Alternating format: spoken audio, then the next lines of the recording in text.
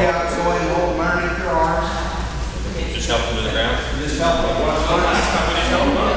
We're gonna go take. You're gonna give them 5 seconds this time, ain't you? Everybody's getting 5 seconds. So last time it was just. My idea is, if you tase somebody, and they did something bad enough to get tased, they get the full 5 seconds. Don't mace them and then quit. Mace them. Let them feel it. There's a reason you're macing. You're not macing for the fun. And if you are, you're in trouble, they're in trouble. So, pay somebody only according to policy. So, are you ready? No. That one, everybody is. If you scoot on around just a little bit further, keep going.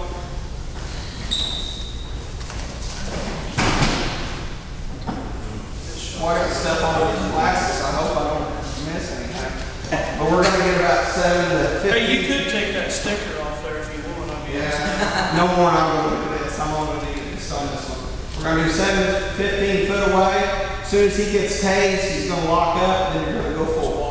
Just walking forward, laying down. And I'll try not to miss. Oh, don't worry, you'll know.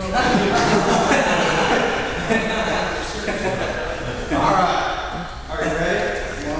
Okay. Say your name and where you're from. Remmers. That's New Missouri. Go ahead. Taser, taser, taser.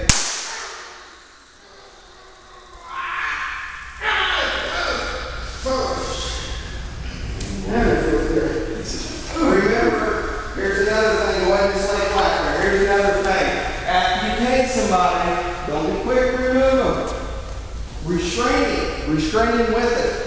I'm good. So what you're going to do, if you're going to restrain him, I can move around. These cords will move. See that? These cords will move. Put your hands behind your back, whatever. And don't be afraid to touch them and try to restrain them while they're getting tased. He's flopping around again. What? Flop around, I'll tase you again. Okay. But don't be afraid to tase them again if they need it. But only if they need it, and follow your policy on that. So anyway, but what you're going to do. And how will this work? Like, say if you had someone down here messing with him, if they put their hand in between here, you're going to get electric and you fence. hit them again. And if you get in between them 2 wires, you're going to go, whoa. But here's fun. Yeah, anywhere in this area. As long as you're not in between the wires, you know, you're fine. here all the way around here. Right. When you get there, and you're not going to get the full lockup. You're just going to get the kind of a. You're going to get you're going to hot wire fence. I think this is the worst I've ever felt in my life. So you guys see the spread right there? That's a good spread. That's nothing too close. But go ahead. Yeah, flat against the shirt, and pull straight up and quick. There you go, just like that. Flat against, everybody can see, flat against the shirt, straight up. Now I'm going to show you what we do with it. What we do with ours is go ahead and break the wires off. And you break them wires off there too. And this side, break these wires. What I would go ahead and recommend, here another thing is I want to show them your area. Can we pull your shirt up? And we stick them back in there. Here, you can go ahead and do it. Stick them back in the holes. And I'll show you what we do. Because we keep them for evidence. Hold it just like that. Slip your glove off. Take your glove off, inside out, and wrap it right over. Just like that. And then we tie ours off. Tie the glove off. We keep ours for evidence. Just to let you know, look on the ground. You guys see these little pink things and different colored tags? They're AFID tags, AFID tags. They're identifying tags. Them marks these are scattered all over the floor. There's clear ones you can't even see. A UV light. Can you take it over here? Andre, come over here and let them show your exposure. Go ahead and lift your shirt up. Just your back of it, or you could have stayed on the floor. But you see, this one's not bleeding. He's bleeding down here. And you can do this after whenever you don't worry about doing this right off. Do it whenever they're restrained to take care of. But I would recommend cleaning them off with alcohol swab and then putting a Band-Aid on. Take pictures.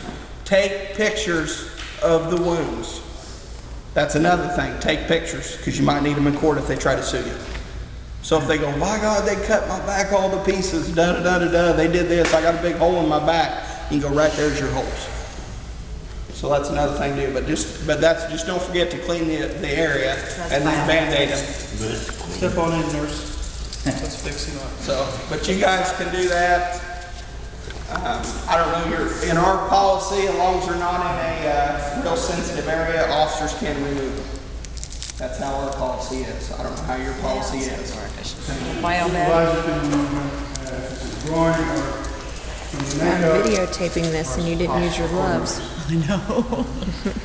Go get gloves and a bio vest. I realized I was going to be so bloody. I thought it'd be just like a little. If the taser works effectively and you apply it in the proper way, stick what you're stuck in you'll that. be able to fight the Just a taser. second. I'm going to go on Remember my some of the old tasers? He said The shots, all you ends- have now is that. The old ends that require batteries. The rest of them are just getting If clamped. batteries got low, that's a problem. Yeah, that's why we. they didn't work. That was the one that I had 3 times, but not just. Yeah, the batteries are about down. These things, the battery works, and then when they run out of